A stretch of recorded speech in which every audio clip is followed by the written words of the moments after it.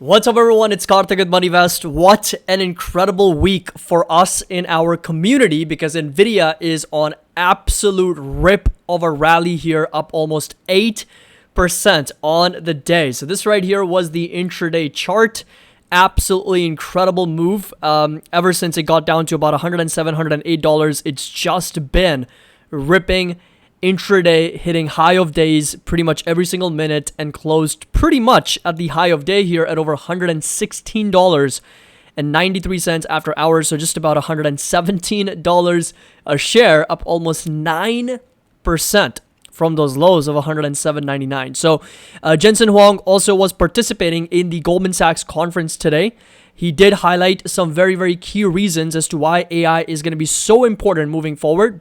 And as you already know, that I've been trading Nvidia for the last 3 weeks, and it's been incredibly profitable. And again, if you want to get access to all the alerts, link's going to be down below. This right here was the markets. We're going to discuss a little bit more on Nvidia in just a minute here.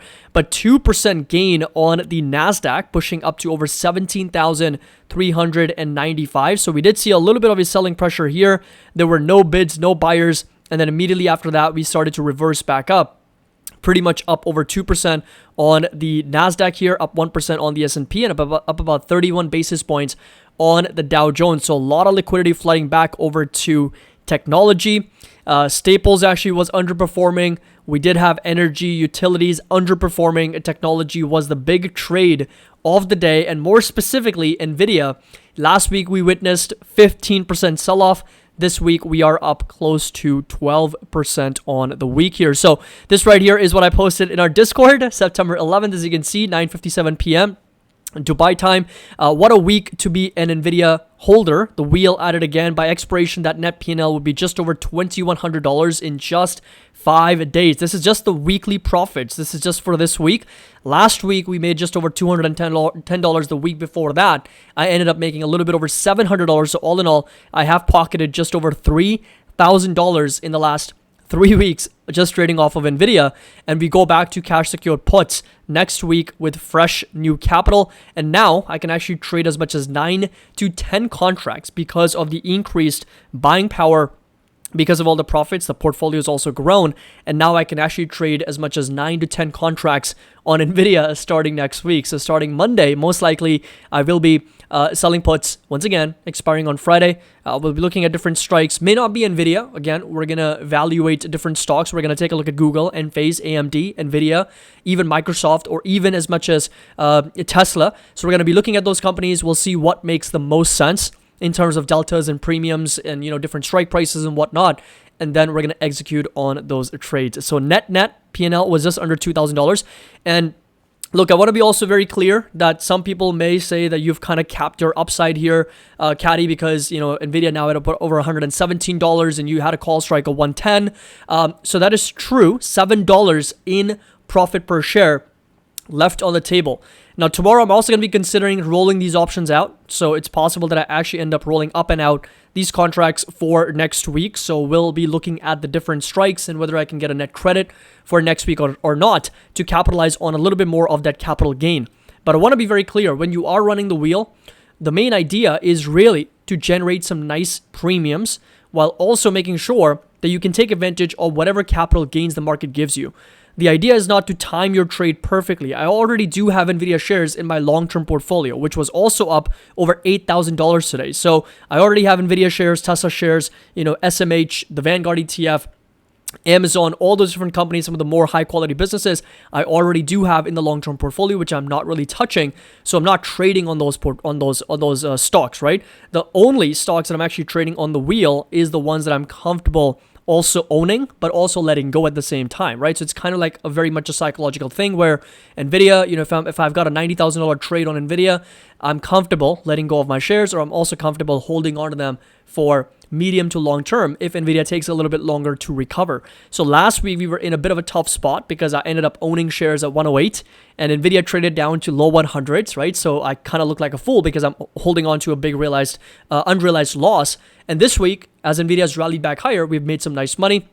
But like I said, you can never time the trades perfectly, right? You can never be like, okay, hindsight, I should have bought at $100 and sold at 118, 117 today. $17 profit per share, sure.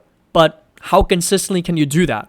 Not very consistently, right? You're not going to be able to pick the bottom and the top every single time. That's why running the wheel is very much psychological as well, where you have to be very comfortable with the profits the markets are giving you. Because at the end of the day, it is a no-lose trade. Because on an absolute basis, yes, I did profit. I did make some good money, but obviously not as much as what I could make. But that is okay. That's the whole idea behind selling options in the first place. That's why you also have a long-term portfolio that you don't touch, right? That's what I have over here. Now, coming over to the Mag 7, $419 billion in total Magnificent 7 gains, and Nvidia coming in with over $212 billion on the day today. So very, very significant gains there. S&P 500 over $500 million. So if you really consider $200 billion coming from Nvidia, that's about 40% of that coming from Nvidia alone. So Nvidia was the big gainer on the day, with S&P 500 pushing up over $500 billion, and 83% of those gains coming from Magnificent 7. So this was very much a rotation into technology. More specifically, Magnificent 7, other sectors quite literally did not participate all that much. So XLK was the big winner, up over 3.4. QQQs up over 2%. SPY up over 1%. Discretionaries up 1%. Communication services up 42 basis points. Utilities underperforming, as I mentioned earlier, only up 30 basis points. Materials underperforming. Industrials underperforming. And these right here are the sectors that were actually down on the day. So real estate, healthcare, financials, staples, and energy, all of them selling off, and a little bit of rotation back into technology here. The 10-year note auction also took place. We had a 2.64 bid to cover. That is a decent demand, and the coupon rate awarded was 3.875%, with the CPI also came out today. So markets actually had a bit of a negative reaction on the print for inflation, which we also covered in the live stream, and then quickly reversed back higher, and we started ripping back up to new high of days, and 2.5% was the actual number, which was actually below the consensus. Month over month, we came in 0.2% in line with expectations, and core CPI, when you exclude for food and energy, we're sitting at 0.3%, which was slightly higher than what the consensus was at 0.2%, and core CPI year over year sitting at 3.2% in line with expectations. So we had an inline, a huge beat, then we had a miss, and then we had an inline as well. So we had a little bit of a net neutral report, really, with the markets, of course, very optimistic on this slowdown in overall inflation as we continue to trend lower. 2.5% for headline, 3.2% for core is still a pretty good reading compared to where we were just a couple of years ago, as much as last year when we were trading well over 9% for overall inflation. So these are, again, pretty decent numbers coming in well within expectations or slightly better than expectations. And this right here were the comments from Jensen Huang. Everybody is counting on us. So what is Nvidia CEO Jensen Huang's biggest worry? So this interview was literally today with the Goldman Sachs CEO at the Communicopia and Technology Conference. So as we know that, Jensen Huang was supposed to speak today at 10:30 a.m. Eastern, around that time frame, and Goldman Sachs CEO David Solomon and Jensen Huang were on the stage. This was a live event, and he essentially said, and I quote, "We have a lot of people on our shoulders, and everybody is counting on us. Demand is so great. The delivery of our components, our technology, infrastructure, and software is really emotional for people because it directly affects their revenues. It directly affects their competitiveness." And this right here is the market share. Nvidia now dominates over 82% of the GPU market share. Advanced micro devices market share has really diminished over the years after 2018. And investors and journalists kind of lined up more than an hour before the sessions just to catch a glimpse of the world's most sought-after CEOs. Huang told the audience that although generative AI is in its early days, it'll expand beyond data centers as well. Now, what's amazing is, so the first $1 trillion of data centers is going to get accelerated and invented this new type of software called generative AI. And generative AI is not just a tool, it's a skill. And for the first time, we're going to create skills that augment people. In other words, what they're going to create is going to exponentially increase the productivity of existing engineers, and is also going to essentially substitute the need for having an excessive payroll or headcount. The infrastructure players like ourselves and all the cloud service providers put the infrastructure in cloud so that developers can use these machines to train the models and fine-tune the models guardrail the models, and in return, that is just fantastic. And he also mentioned that I think the days of every line of code being written by software engineers, those are completely over. And the idea that every one of our software engineers will essentially have companion digital engineers 24/7 is the future. For example, Jensen Huang also shared that Nvidia has 32,000 employees who will be supplemented by hopefully 100x more digital engineers in the near future as well. So that's what we're seeing from a company like Nvidia on the day. Absolutely incredible rally here, up over 8% after hours, just a little bit under $170. I was asking you guys, there was a little bit of a debate whether Nvidia is going to be closing up at 110 by Friday.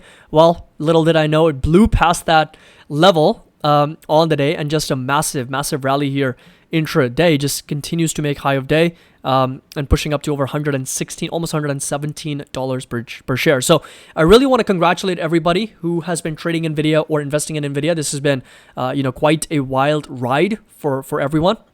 And if you've been part of our community, you understand how we go about running the wheel strategy. So I've opened up a few more spots. If you're interested in joining us, link's going to be down below. We'd love to have you on board. Just let me know if you have any questions, and we're more than happy to help you out. So this right here was the heat map. And as you can see, very clear rotation away from healthcare, away from energy, away from healthcare financial plans here, financial data, and then of course a little bit of staples and defensive stocks as well.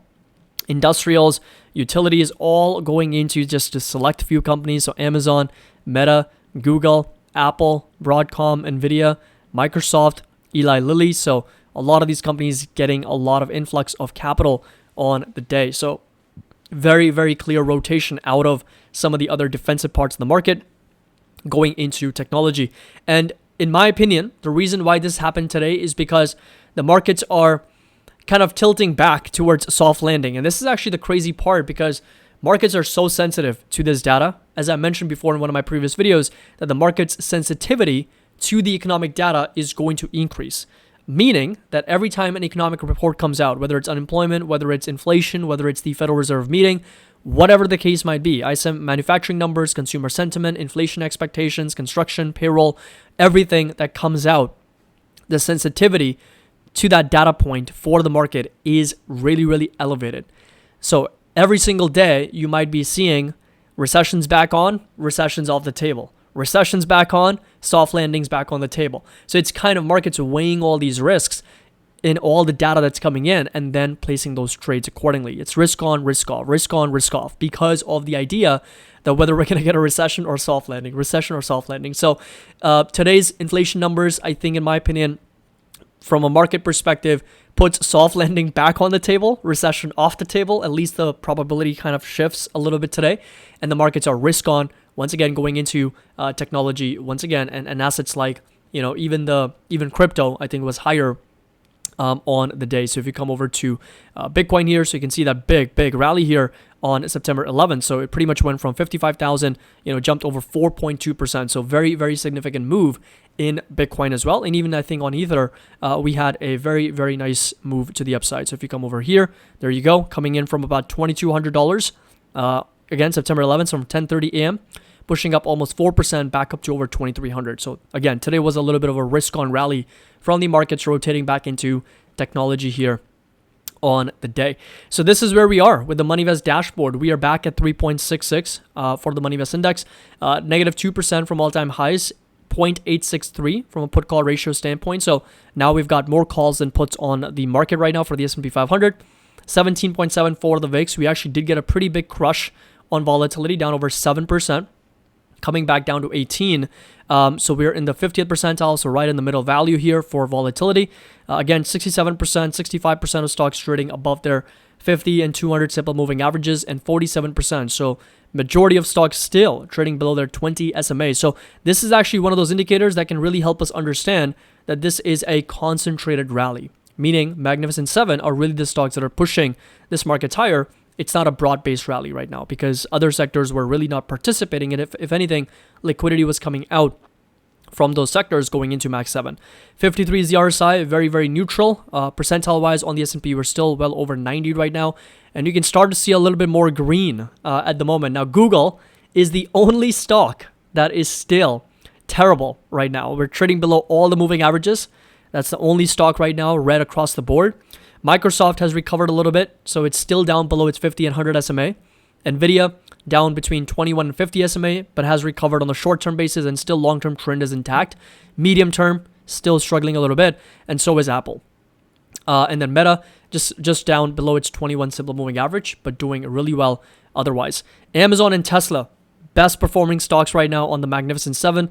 They have done really well, although Tesla was really flat, I think, on the day today. So if you come over to Mag 7, yeah, so it's kind of was back and forth here, still managed to close up almost 1%. So 228 is where it was. But both of those companies, Amazon, Tesla, doing really well. And as a result, if you come take a look at discretionary, which is XLY, so XLY essentially has both Amazon and Tesla green across the board. Boom, boom, boom. Right here, you can see it's always green, pushing up above those moving averages really, really well. Now, S&P 500 above all moving averages, making huge progress. Green across the board on the technical dashboard. NASDAQ also green on the 5, 9, and 21. Still struggling on the 50 and the 100. Dow Jones down below its 5 SMA. Russell 2000, however, underperforming. Small caps not getting a lot of momentum here as opposed to some of the big cap, large cap tech names. Russell 2000 down on the 5, 9, 21, and 50 SMA. NDX very similar to NASDAQ Composite.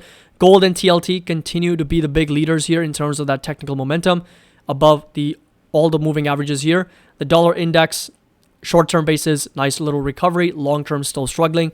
Utilities continues to be a market leader. In other words, it is still a dominant leader year to date, and of course on the technical dashboard as well. Despite the underperformance on the day today, it is still a leading sector on the year. Staples pulled back, so there was definitely some liquidity coming off of Staples. If you come over to XLP, you'll notice the sell-off on the day today, so down almost 1%. So saw a little bit of a pullback after hitting all-time highs yesterday. So definitely struggling here on a short-term basis. And then finally, we got XLK pushing higher back above the 5, the 9, and the 21 simple moving average. And we got communication services. And of course, financials also struggling just a little bit here after the pressures from yesterday. Of course, from the banking sector as well. And real estate doing really, really well. So it's up above the 5, 9, 21, 50, 100, and 200 simple moving average as well. So very, very mixed market. But on the day, I really want you to remember that we did see a bit of a risk-on rally with technology and Mag 7 leading once again, with Nvidia coming in with over 40% of those S&P 500 gains, jumping over $200 billion on the day. So coming over to the technical breakdown here. So let's start with S&P 500 on the 30-minute time frame. And what you'll notice is that we are coming back up to that resistance at 56.55. So I really, really want you to remember that this is not over yet. We're not clear. We're not out of the woods. Just because we're only down 2% from all-time highs doesn't necessarily mean that this sell-off that we've seen is over. But we are coming up to that resistance again. So this right here, the red rectangle, as you'll notice, lots of support in the past, which is now going to be acting as a potential resistance. And that's exactly what we're going to be watching tomorrow and Friday. Tomorrow we've got PPI numbers, but this right here is the resistance that I really want you to pay attention to. 30-minute time frame, there were no red candles, so a lot of momentum, very, very strong. And that right there is going to be that resistance at 55.60 for S&P 500. Coming over to QQQs, you'll notice also getting a very nice breakout above 464. So this right here was the level that we were talking about in our previous updates. Got a nice little breakout and then coming back up to 468. So this right here is the next level, which is in line with the previous support here. And that is going to be that next target going into tomorrow and Friday for the markets here for QQQs. Coming over to Apple. So Apple here also with a very nice bounce back higher from that support. So we identified a very strong support here for Apple, and we're seeing a nice little bounce back up and support level all the way down to $207 in case we get a breakdown below this green rectangle in the 216s. And the next resistance and target pretty much sits back up to 236 for Apple. Amazon, on the other hand, also pushing higher. Very nice breakout about 181. And the next target for Amazon is going to be 189, close to $190 for Amazon. So that right there is going to be that level to keep in mind. Support level, we're going to go ahead and turn this level back into a support at $181 for Amazon, all the way down to as low as 173 for Amazon as well. So a lot of consolidation sideways. Next target and resistance, as I said, close to $190, and resistance and target $189, support level 181 for Amazon. Talking about Tesla, it's been a little bit more back and forth here, but trading back above that $225 level, so that's good. Next target and resistance pretty much right here.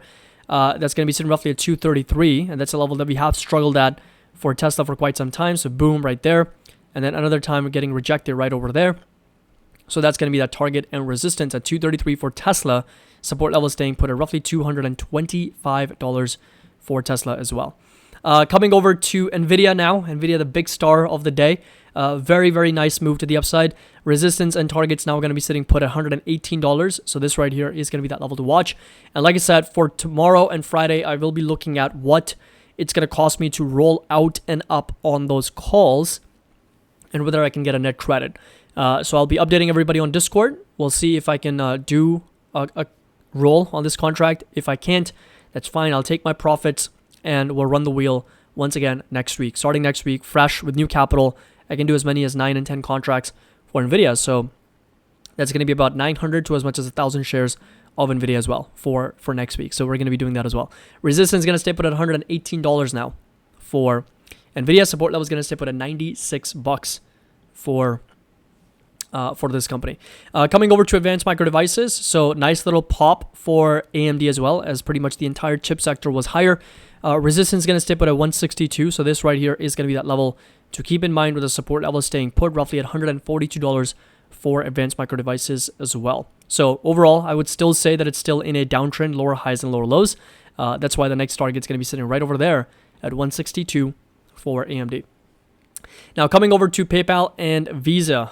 Visa has been on a very nice breakout. So, we talked about how it was in a bit of a downtrend. Got a very nice breakout. Support level now is going to stay up at 282. Resistance all the way up to $290 for Visa as well.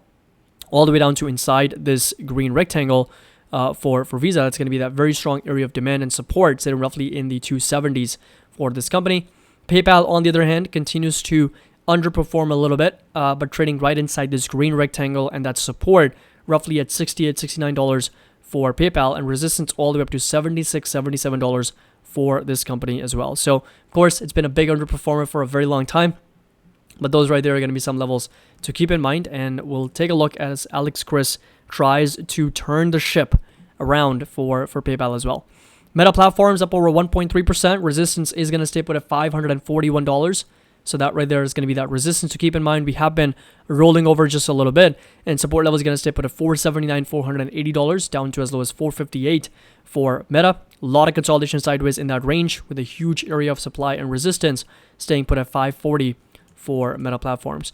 Netflix, on the other hand, also just consolidating sideways in that range. Resistance is going to stay put at close to $700, with a support level at $661. And in case we get a breakdown below this level, the next target is going to be down to $622 for Netflix as well.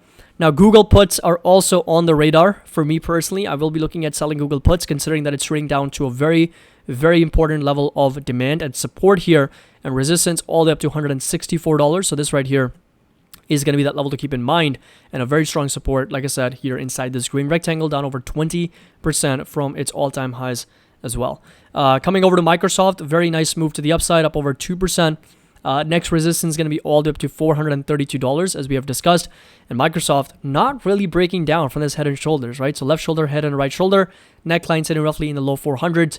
Not reluctant to break down below this level, validating that support very, very well.